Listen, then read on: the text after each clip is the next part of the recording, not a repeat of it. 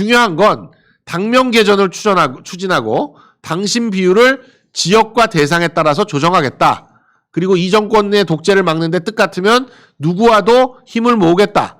이기는 공천을 하겠다. 뭐 이런 내용이에요. 이걸 지금 조중동은 무슨 윤과의 절연을 하네 어쩌네 난리를 쳤지만 어디 절연한다는 내용이 있습니까? 중요한 건 내일이다. 바로 이제 징계로 가고 있습니다. 새 윤리위원장의 프로필을 보면 징계는 명확하다.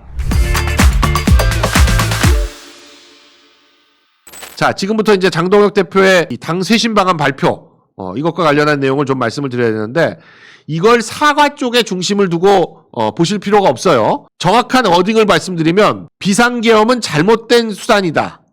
상황에 맞지 않는 잘못된 수단이었다. 국정 운영의 한 축이었던 여당으로서 그 역할을 다하지 못한 책임을 통감하고 국민들께 깊이 사과드린다. 요 내용이에요. 장동혁 대표가 그동안 했던 사과와 큰 차이가 없습니다. 그리고 우리 국민께 큰 혼란과 불편을 드렸다라는 표현을 하고, 그리고 2024년 12월 3일 밤 저를 포함한 국민의힘 국회의원 18명이 비상계엄 해제 표결에 참석했다. 그리고 해제 표결 이후에 국민의힘 국회의원 전원은 대통령께 신속한 비상계엄 해제를 건의했다. 그리고 비상계엄으로 우리 국민께 큰 혼란과 불편을 드렸다. 자유민주주의와 헌정질서를 지켜온 당원들께도 큰 상처가 됐다. 과거의 잘못을 되풀이하지 않겠다.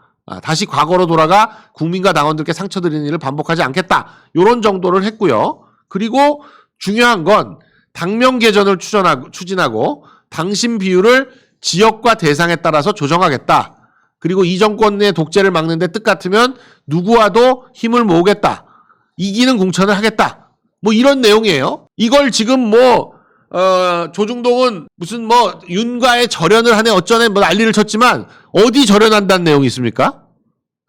어디 절연한다는 내용이 있어요? 절연한다는 내용 하나도 없습니다. 그러니까 신경 쓰실 거 없고 중요한 건 내일이다.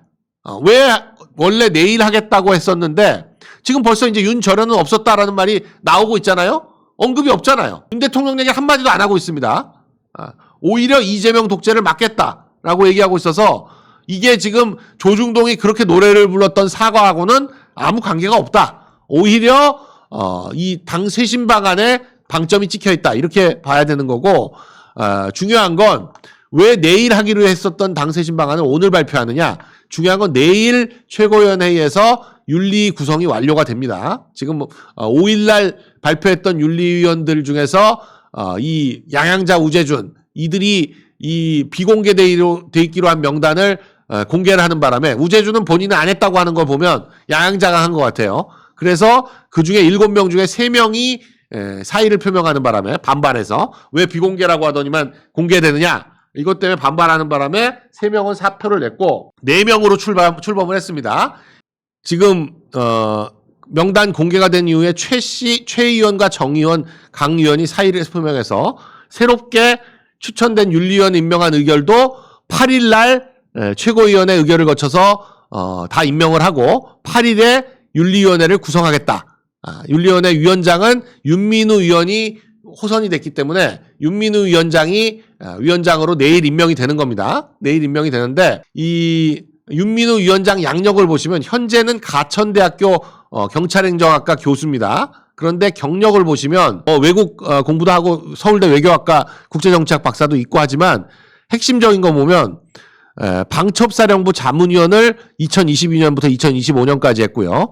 그리고 경찰청 대테러 자문위원은 12년 동안, 국가정보원 자문위원을 10여 년 동안 했고, 국가안보실 정책자문위원을 2024에서 2025년, 국가정보원 특별보좌관을 2024년에서 2025년. 그러니까 윤 대통령 때 국가정보원 특별보좌관과 국가안보실 정책자문위원을 계속했다. 그리고 이 논문이 SCI급 영문학술지 20편, 국내 130편 이러는데 논문이나 이 주요 핵심적인 연구 결과가 되게 이 암호, 사이버 테러 이런 것들, 그러니까 댓글 이런 것들과 관련해서 굉장한 전문성을 가지고 있는 그런 분을 윤리위원장으로 선임했다. 그래서 지금 한파들은 한동훈계에서는 저 윤민우 교수의 선임을 이 한동훈 맞춤형이다라고 해가지고 지금 반발이 어마어마해요. 반발이 어마어마합니다. 그러나 윤민우 위원장을 내일 선임하고 나면 바로 윤리위원회 열어서 한동훈은 지금 뭐 일부 언론은 뭐 이상한 소리를 하지만 왜 김종혁에 대해서는 당무감사위원회에서 2년 당원권 정지를 권고해놓고 한동훈에 대해서는 왜 아무 권고를 안 했냐? 한동훈은 일반 당원이기 때문에 그렇습니다. 한동훈은 당직이 없어요 지금. 그냥 평당원이에요. 평당원에 대해서는 원래 중앙윤리위원회가 하지도 않아요. 평당원은 원래 시도당 윤리위원회에서 하도록 돼 있는데 지금 뭐 전직 대표니까 그런 걸 감안해서 중앙윤리위원회에서 하는 건데 대신 평당원이기 때문에 무슨 징계 권고 같은 걸 하지 않습니다. 권고를 하지 않고 그냥 윤리위원회에서 결정하면 끝나는 거예요. 권고도 필요 없습니다. 평당원은. 저는 뭐 한 주일 안에 내일 윤리위원장 임명되면 한 주일 안에 징계 결과 나올 거다. 나오면 끝이에요. 나오면 끝입니다. 뭐 그 다음엔 윤리위원회나 당무감사위원회 뭐 생 난리를 쳤지만 당무감사위원회에서 김종혁이랑 한동훈에 대해서 사실관계 다 까고 나니까 찍소리도 못 하잖아요. 뭐 무슨 뭐 내용이 조작이 됐네 어쩌네 한동훈 헛소리 했지만 뭐 그거 갖고 뭐 법적으로 하네? 전혀 법적으로 못 하고 있잖아요. 바로 이제 징계로 가고 있습니다. 새 윤리위원장의 프로필을 보면 징계는 명확하다. 그리고 뭐 우리는 이걸 굉장히 환영하는 입장이지만 그렇게까지 될는지는 모르겠는데 지금 고성국 우리 박사님이 입당을 했어요. 자기는 20년 뭐 30년 40년 정치 이걸 보면서 단 한 번도 입당한 적이 없다. 한 번도 어떤 당에도 입당한 적이 없었다라고 얘기했는데 입당을 했습니다. 입당하면서 김재원 최고위원이 추천인으로 해가지고 입당을 했고 여기에 대해서 한파들은 지금 난리가 났습니다.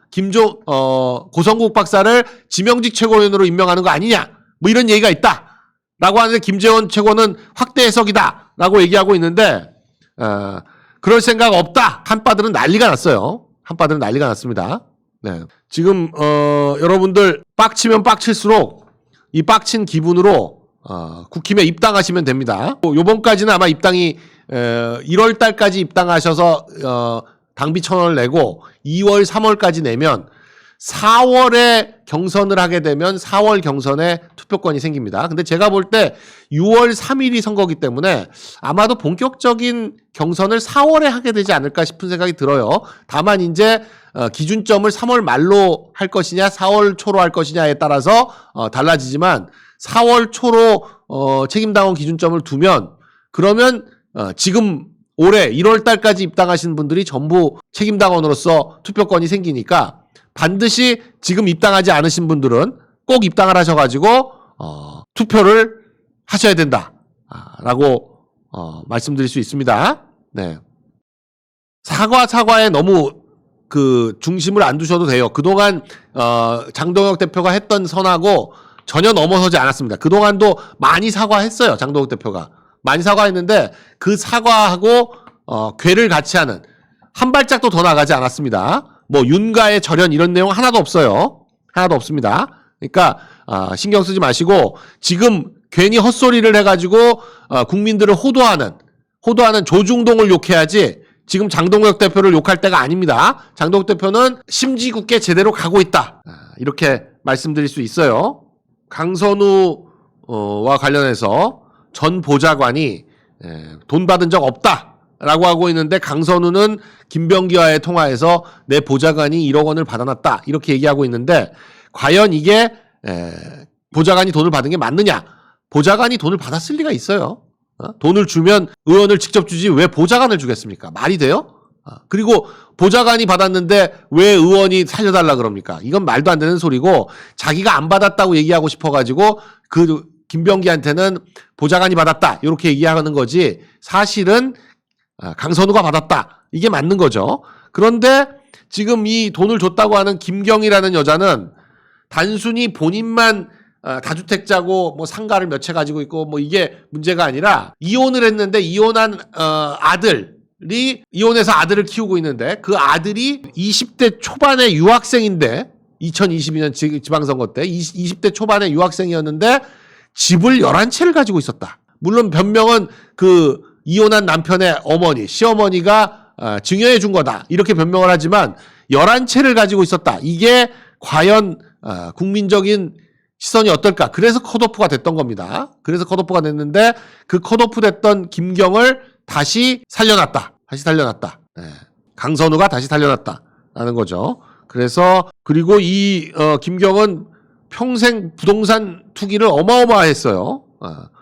인천 부평구의 2006년에 아파트를 3채를 샀다가 팔았다, 샀다 팔았다. 그리고 평창동 단독주택 사면서 40억 원을 대출을 받아가지고 했다. 뭐 이런 얘기들. 그런 그런 김경을 공천해주고 김경이 미국으로 도망가는데 지금 출국 정지도 안 시키고, 아니 지금 심지어는 그런 얘기도 나오죠. 박나래 주사 이모는 얘기가 나오자마자 출국 정지를 시키더니만 이 김경은 지금 7월 달에 고발이 됐는데도 아직까지도 출국 정지를 안 시키고 있다가 이렇게 출국하도록 방치한 거 아니냐라는 얘기를 지금 하고 있는 거죠. 자, 뭐 제가 이 찌라시에 대한 판단은 하지 않겠습니다. 여러분께 일단 이 찌라시를 한번 보여드리고 지금 김종인의 이 행태, 국힘이 지선에서 얼마나 지느냐 어쩌고 저쩌고 하고 있는 이 행태, 그리고 찌라시를 보시고 여러분이 판단하시면 될 것 같아요. 찌라시를 한번 보시면 국힘 자중질환을 유발하는 JI와 JM의 협조관계.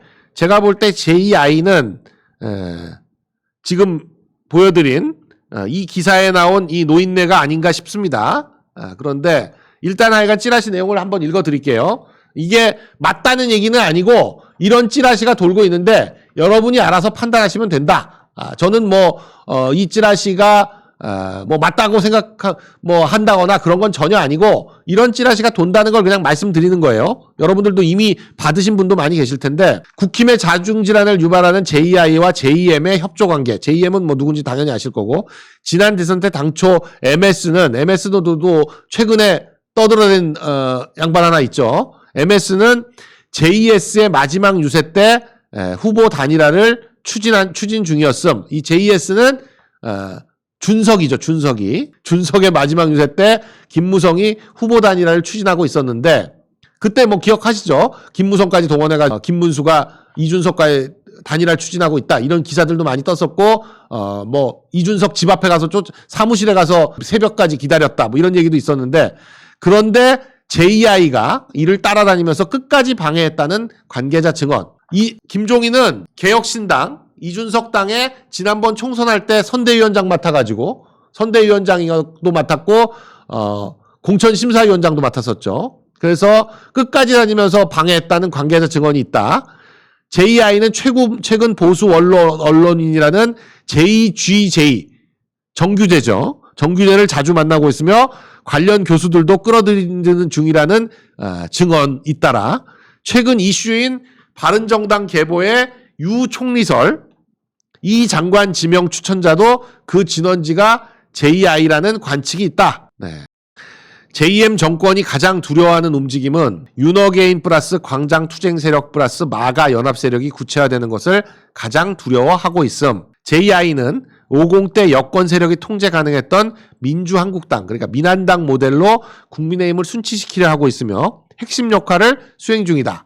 지금 이거 보시면 김종인이 국힘이 지선에서 얼마나 지느냐가 관건될 것 어쩌고 이따우 소리 하고 있는 것 자체가 지금 국힘을 순치시키려고 하는 그런 핵심 역할을 수행 중인 거죠. 이 과정에서 계엄사과와 윤통과의 절연을 끊임없이 주장하고 있는 것으로 보여짐. 지금 계엄사과해라, 윤통하고 절연해라, 이 얘기 계속하는 게 김종인이고, 김종인 세력 추종자들, 오세훈 등등이 다 김무성 지금 다 그 얘기를 하고 있는 거 아니에요?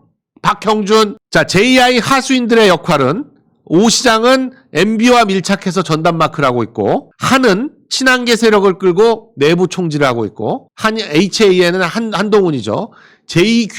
정규제는 족벌 업로드를 담당해서 프로파간다를 하고 있다.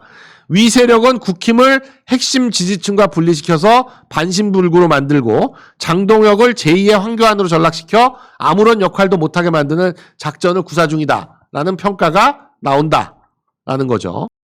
자, 요 받은 글을 보시고 이 지금의 상황이 어떤 상황이다라는 걸 확인하시고 지금 JM 정권이 이재명이 가장 두려워하는 움직임은 윤어게인과 광장투쟁 세력과 마가 연합 세력이 구체화되는 거, 이걸 가장 두려워하고 있다. 제가 계속 말씀드리고 있지만 이 조원진, 그리고 조원진 대표의 우리공화당, 그리고 한교안 대표의 자유와 혁신, 그리고 정광훈 목사의 자유통일당, 이런 세력들도, 이런 광장 세력들도 전부 연합해야 된다. 오히려 오늘의 당 쇄신 방안에서 방점은 반 이재명과 뜻을 같이 한다면 누구와도 연합하겠다. 이게 더 방점입니다. 이 당 쇄신 방안의 방점에는 이 정권의 독재를 막는데 뜻이 같다면 누구와도 힘을 모을 것. 이게 핵심입니다. 이게. 그러니까 전광훈 목사의 자유통일당이라든지 아니면 황교안 대표의 자유와 혁신, 또 그리고 조원진 대표의 우리공화당, 이 모든 세력들이 다 합쳐서 지방선거에서 함께 승리하자. 그런 얘기를 하고 있다. 거기에 핵심이다. 장동혁 대표가 했던 유감 발언 뭐 이런 것들과 오늘의 사과라고 하는 것들을 보면 같은 내용이에요. 윤 대통령과의 절연 얘기는 한마디도 없습니다. 자꾸 그러니까 그걸 가지고 뭐 난리를 치실 필요가 없다. 그러나 이 누구랑 같이 가느냐인데, 지금 얘기하는 거는 중도 얘기를 사람들과 같이 가겠다는 게 아니에요. 그 사람들은 이미 다 들어와 있습니다. 박형준이나 오세훈이나 뭐 김무성이나 이 사람들은 이미 당에 다 들어와 있는 사람들이고, 그 사람들이 문제가 아니라 밖에 있는 사람들까지 다 데리고 들어오겠다. 이거는 전혀 달라요. 황교안 대표가 2020년에 했던 그런 실패와는 전혀 다른 상황이다. 그러니까 이준석, 한동훈과 같이 가겠다는 얘기가 아닙니다. 그건 이제 윤리위원회를 내일 의결하고 나서 윤리위원회가 한동훈을 어떻게 쳐내느냐, 그걸 보시면 돼요. 걱정 마시고 보시죠. 그러면 지금 뭐 장동혁 대표를 비판해가지고 뭘 얻겠다는 건지, 영양가 없는 사과는 왜 하냐고, 하도 지금 당내에서 난리를 치니까 조금 접어주고 가는 거죠. 그거 안 접고 가서 그 사람들이 지금 또 더 난리를 치면 그러면 당내 분열 사태가 더 나는 건데, 지금 오세훈이니 뭐니 다 지금 사과하라고 난리치고 있잖아요. 아니 그 세력이 지금 당의 30%를 장악하고 있는데 그 사람들 다 버리고 갈 거예요? 다 탈당시켜? 다 출당해? 어떻게 할 거야? 정치라는 게 어느 정도 접어줄 거 접어주고 자기 의지를 관철시키고 같이 가는 거지, 뭐 지금 뭐 선명하게만 한다고 해가지고 뭐 어떡하라는 거예요? 지금 저러고 있는데, 저지랄들을 떨고 있는데, 저기에 박형준이니 뭐니 해가지고 다 난리를 치고 있는데, 장동혁 대표가 장동혁 개가 있는 것도 아니고 힘이 없는데 어느 정도 선에서는 받아줘 가면서 칠 건 치자. 근데 그 치는 게 누구냐? 한동훈은 치고 가겠다는 거 아니에요 지금. 한동훈은 치고 나머지는 같이 간다는 건데, 우리가 그러니까 지금 그나마 우리의 의지를 반영해서 당을 끌고 갈 사람은 장동혁 대표인데, 장동혁 대표 자꾸 끌어내려서 어떻게 하겠다는 거야. 지금은 일단 선거에서 승리하는 게 최선인데, 선거에서 승리하기 위해서 당을 어떻게 쇄신할 거냐 라는 얘기를 하는 거죠. 박지원이 김병기 보고 자진 탈당하라 라는 얘기하고 있고, 정청래에 잔인한 리더십이 필요하다, 이딴 얘기를 하고 있는 걸로 봐서는 지금 박지원은 김병기하고 특별한 인연이 없는 것 같아요. 그러나 김병기가 왜 이렇게 문제냐? 자, 경찰도 당도 손 못 대는 김병기 특검해야 된다라는 얘기가 나오고 있는데, 일단 국힘은 한동훈부터 잘라내는 게 급선무다. 그리고 나서는 이제 총공격을 해야 되는데, 일단은 당내 아생연후 살타예요. 자기부터 일단 살고 진영을 갖춘 다음에 공격을 하는 겁니다. 뭐 공격을 왜 못하냐 어쩌냐 저쩌냐 헛소리를 하는데, 당내부터 정리를 해야 공격을 할 거 아니에요. 언제 뒤통수 깔 사람이 뒤에 있는지 모르는데 그걸 놔두고 그냥 했다가는 아무것도 못한다. 그러니까 일단 한동훈부터 정리하고 가야 된다라는 거죠. 자, 김병기와 관련해서 계속 또 뭐가 터지고 있어요. 김병기와 이혜원에 대해서는 진짜 하루에 10건씩 터진다, 이렇게 얘기할 정도로 좀 터지고 있는데, 김병기 뭐 입찰, 근데 김병기는 보면 이런 무슨 뭐 단순히 보좌관 수준에서 나올 얘기뿐만이 아니라 아주 깊숙한 곳에서 나오는 얘기까지 지금 나와요. 이런 것들을 보면 김병기를 쳐내려는 거는 단순히 보좌관들이 앙심 품었다, 이게 아니고, 그거는 이제 보좌관들이 앙심 품어서 이런 일이 됐다라고 하는 거는 그야말로 핑계거리고, 사실은 이 나오고 있는 정보를 보면 김병기를 잘라야 되겠다라는 거에 대한 어떤 공감대가 민주당 내에 있는 게 아니냐 이렇게 보여집니다. 정청래는 물론 당연히 김병기가 좀 거슬렸죠. 그동안도 계속 6개월 동안 같이 하면서도 끊임없이 부딪혔잖아요. 그런데 김병기를 발탁했던 이재명조차도 김병기가 부담스럽다라는 거죠. 그걸 느끼니까 김병기가 강선우와의 녹취를 깐 거고, 지금 강선우와의 녹취가 그 정도로 생생하게 돼 있다는 건 이재명이나 정청래와의 대화는 당연히 녹취했을 거다. 그래서 김병기를 건드릴 수가 없는 거죠. 그러니까 특검을 할 수밖에 없다. 김병기 1,500만 원, 1,000만 원 돈 받은 사람들이 구청장 시의원 공천받았다. 이런 것들은 애교고 애교. 이건 당연한 겁니다. 민주당 전부 후원금 까보면 시의원, 구의원, 구청장들이 돈 준 거 안 나올 사람이 없을 거예요 아마. 자, 공천원금 탄원서를 빼돌렸다. 그리고 대책회의를 했다. 이런 것들이 나오고 하도 다양한 얘기가 많아갖고 아들 입학 얘기하자면서 찾아왔다 이런 것들 하도 많아서 김병기와 관련해서는 좀 지켜보시자라는 말씀 드리고요. 자, 지금 하는 마이너스 통장을 5조를 썼는데도 국방비를 1조 8천억을 지금 못 주고 있다는 건 지금 엉망이 됐다는 거죠. 국간 관리가 엉망이 됐다. 하는에서 5조를 꺼냈었는데도 불구하고 1조 8천억을 못 준다는 건 지금 이제 이 돈 줄 수 있는 건 1월 달에 부가세 들어와야 줄 수 있다는 거 아니에요?